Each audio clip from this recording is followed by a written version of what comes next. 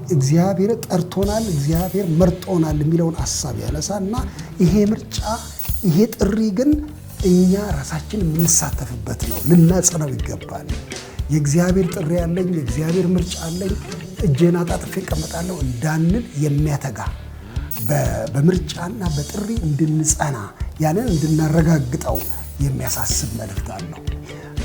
ወደ ሁለተኛው ነገር ደግሞ ስንመጣ ይሄ ብቻ ሳይሆን የያዝነው የእውነት ቃልም ደግሞ እርግጠኛ እንደሆነ እንድናምን እምነታችን በአሸዋ ላይ የተመሰረተ እንዳልሆነ ይሄ የእውነት ቃል እንደሆነ ለማረጋገጥ ሐዋርያው ጴጥሮስ የጻፈው በጣም ልብ የሚነካ ንግግር አለው። ስለዚህ መመረጣችሁን አጽኑ ይላል።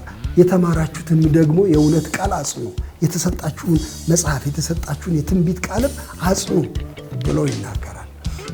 በሶስተኛ ደረጃ ደግሞ በጣም አድርጎ የሚያጎላው ይሄንን እናንተ አጽንታችሁ እንድትይዙት የምናገረውን የምግባርና የትምህርት ጉዳይ የሚበርዙ ሰዎች ተነስተዋል፣ ሐሰተኞች ተነስተዋል።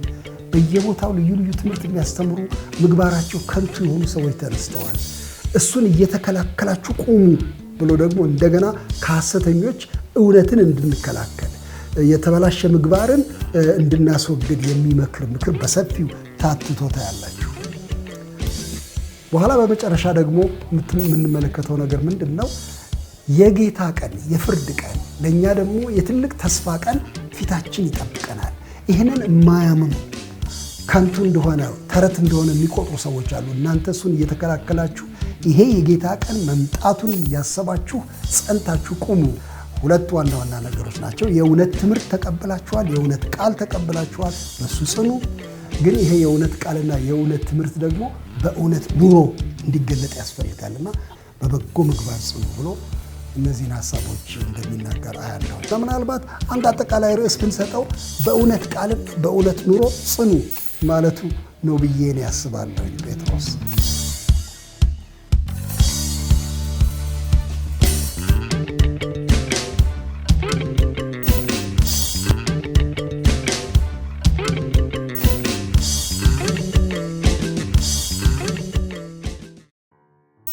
ውድ ወገኖች የጌታ ስም የተመሰገነ ይሁን። ሁለተኛው ጴጥሮስ መልእክት ላይ በጣም ጽኑ የሆነ ቃል ከጌታ ዘንድ እንደተቀበል ሁላችን እናውቃለን።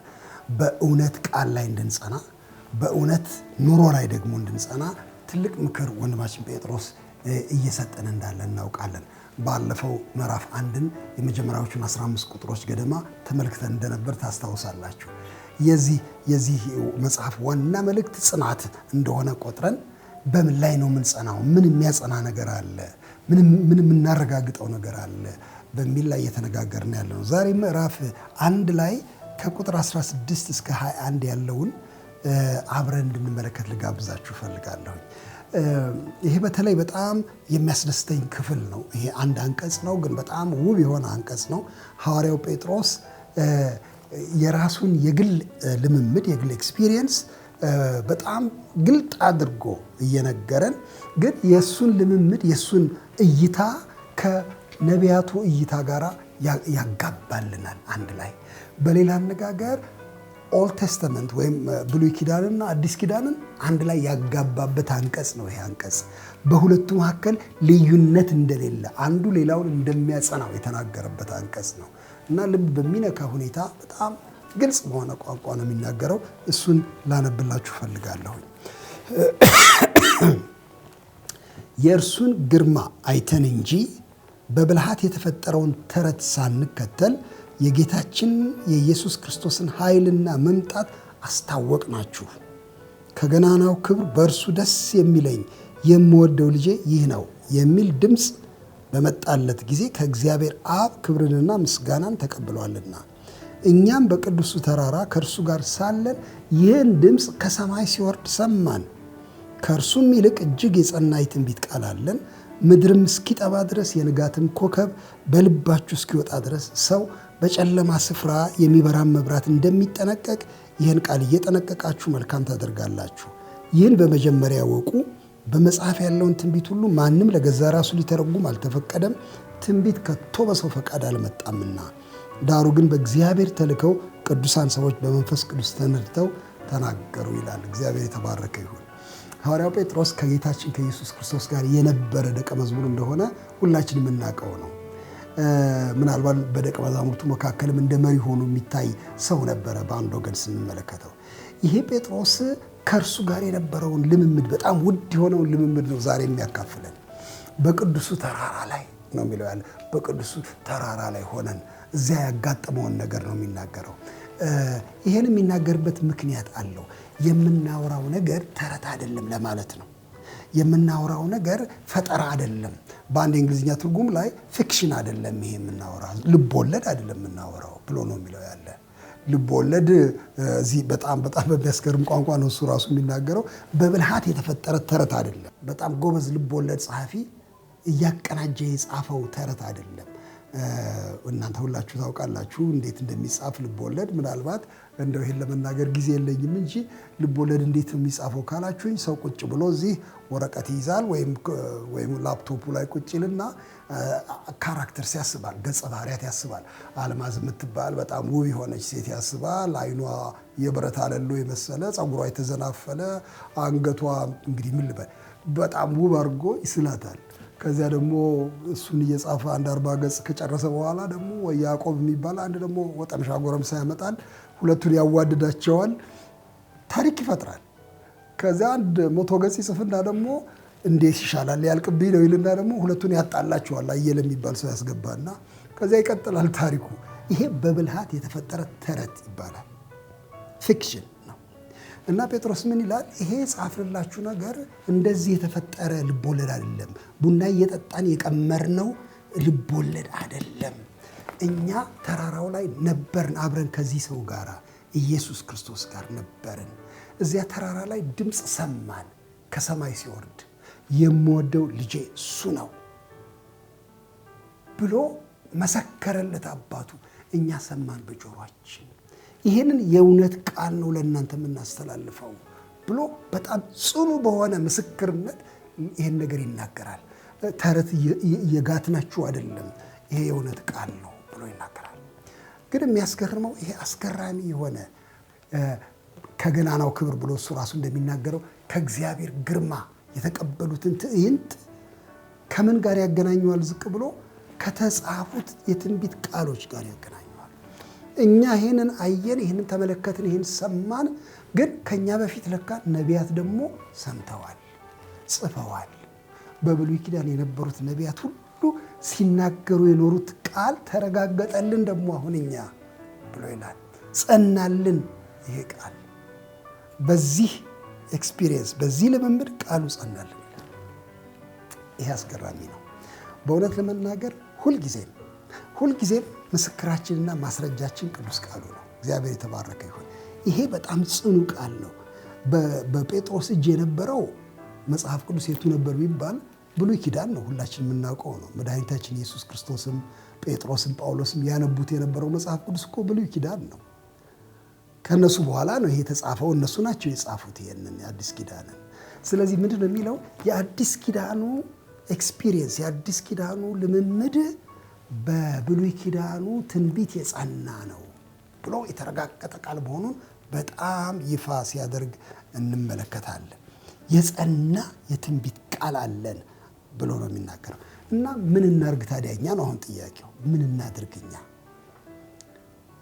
እውነተኛ ኤክስፒሪየንስ፣ እውነተኛ ያዩ ሰዎች ምስክርነት፣ የጻፉ ሰዎች ትንቢት በእጃችን ካለ፣ የጸና ቃል ካለ ምን እናድርግ ስንል ይሄን ቃል በጨለማ ስፍራ የሚበራ መብራት እንዳይጠፋበት እንደሚጠነቀቅ፣ ነፋስ ሲያካልበው እንዳይጠፋበት እንደሚጠነቀቅ ሰው እየተጠነቀቃችሁ ኑሩ ነው የሚለው። ይህን የጸና ቃል በልባችሁም ውስጥ አጽኑት፣ ቀኝ ግራ አትበሉ፣ ከዚህ ቃል ወዲህም ወዲያም አትበሉ ብሎ በጣም በከፍተኛ ደረጃ ይህን ነው የሚያሳስበው። ምክንያቱም የሰው ቃል አይደለማ። ይኸው ራሱ እንደሚናገር ትንቢት ከቶ በሰው ፈቃድ አልመጣም፣ ነገር ግን ከእግዚአብሔር ተልከው ይላል። ስለዚህ ምንጩ እግዚአብሔር ነው የሚለው። ቅዱሳን ሰዎች ይላል ጸሐፊዎቹን የጻፉበትን መንገድ ሲናገር በመንፈስ ቅዱስ ተነድተው ነው የሚለው ያለ፣ ተመርተው ነው የሚለው ያለ። የእግዚአብሔር ቃል እውነት ለመናገር ሰው የጻፈው እንደሆነ አይካድም። እሱ ራሱ ግልጽ አድርጎ ቅዱሳን ሰዎች ይላል። ስለዚህ ሰዎች ነው የጻፉት። ይሄንን በእውነት ተጠቅልሎ ከሰማይ ዱብ አላለም። ሰዎች ነው የጻፉት። ቅዱሳን ሰዎች ጻፉት። በሰው ቋንቋ፣ በሰው ሰዋስው፣ በሰው ዘይቤ ነው የተጻፈው። ይሁን እንጂ ምንጩ ሰው አይደለም፣ ከእግዚአብሔር ተልከው ስለሚል ስልጣኑን የሚያገኘው ከእግዚአብሔር በመምጣቱ ነው ይህ መጽሐፍ። እንግዲያው ለዚህ ቃል እጅግ ተጠንቀቁ፣ እንዳሻችሁ ልትተረጉሙት፣ ባፈጠጣችሁ መንገድ ልትሄዱበት የምትችሉት አይደለም፣ ባለቤት አለው ቃሉ ብሎ ነው የሚለው ያለ እና ዛሬ ምናልባት ከዚሁ ጋር አያይዤ ስለኛም ትንሽ ነገር መናገር እፈልጋለሁ። ብዙዎቻችን ልዩ ልዩ ልምምዶች ከጌታ ዘንድ ተቀበልናቸው የምንላቸው ልምምዶች ይኖራሉ። እግዚአብሔር እንዲህ ያሳየኝ፣ እንዲገለጠልኝ፣ አንድ ቀን እንደዚህ ያጋጠመኝ፣ ይህን ታምር አየሁ ብለን የምንለው ነገር አለ። እግዚአብሔር ሕያው ስለሆነ ያደርጋል፣ ይሄንን ያሳያል፣ በህልም ያሳያል፣ በልዩ ልዩ መንገድ ይገልጣል። በህይወት ጉዟችን እግዚአብሔር የሚያስገርም ነገር ያሳየናል። ሐዋርያው ጴጥሮስ አየ፣ ግን ያየውን ነገር ለብቻው አልወሰደው፣ ከነቢያቱ ቃል ጋር አዛመደው። የነቢያቱ ቃል ያየውን ነገር መሰከረለት፣ ወይም ያየው ነገር የነቢያቱን ቃል አጸናለት። ይህንን ልምምድ ሁላችንም ልናደርገው የሚገባ ነው ብዬ እኔ አምናለሁ። በቤተ ክርስቲያን የሚሰበክ ስብከት ቢሆን፣ እግዚአብሔር የሚሰራው ተአምር ቢሆን፣ ወይም ከአንድ ነቢይ ሰማነው የምንለው ማንኛውም ቃል ቢሆን፣ ወይም ሌሊት በህልማችን እግዚአብሔር ገለጠልን የምንለው ቢሆን፣ ወይም በህይወት ታሪካችን ያገኘነው ነገር ሁሉ ከዚህ ቃል ጋር መዋሃዱን፣ መስማማቱን፣ መጽናቱን ማረጋገጥ አንድ ትልቅ ተግባር ነው ብዬ እላለሁ። ከዛ ይልቅ ግን በጣም ደግሞ ከፍ ያለው ነገር ስንሰማ የኖርነው የወንጌል ቃል ተረት እንዳልሆነ፣ እኛም የምናወራው ለሰው ሁሉ እየዞርን ተረት እንዳልሆነ፣ ልቦለድ እንዳልሆነ ልባችን ይህንን አረጋግጦ በትልቅ ጽናት እንድንራመድ ደግሞ ትልቅ ግብዣ እንደቀረበልን አያለሁኝ። ለዚህ ቃል ምን ያህል ቦታ እንደምትሰጡ አላውቅም። እነዚህ ወንድሞች በዓይናችን ያየነውን ነው የመሰከርነው፣ ነቢያቱ የጻፉትን ነው የመሰከርነው ብለው ላሉት ለዚህ ቃል ምን ያህል ስፍራ፣ ምን ያህል ክብር ትሰጣላችሁ? በጨለማ ስፍራ የሚበራ መብራት ማንም ሰው ተዝናንቶ አይዝም፣ ከጠፋበት መደናቀፉ ነው።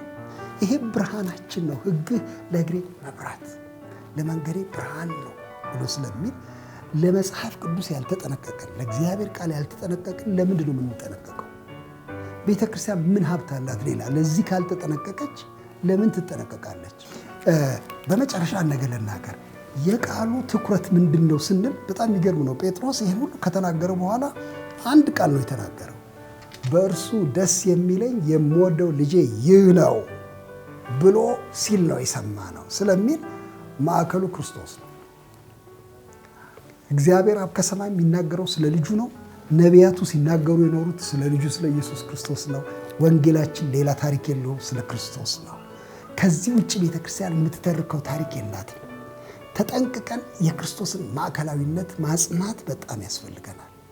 እግዚአብሔር ይህንን ጸጋ ይጨምርልን፣ ልባችንን በዚህ እውነት ያጽናል።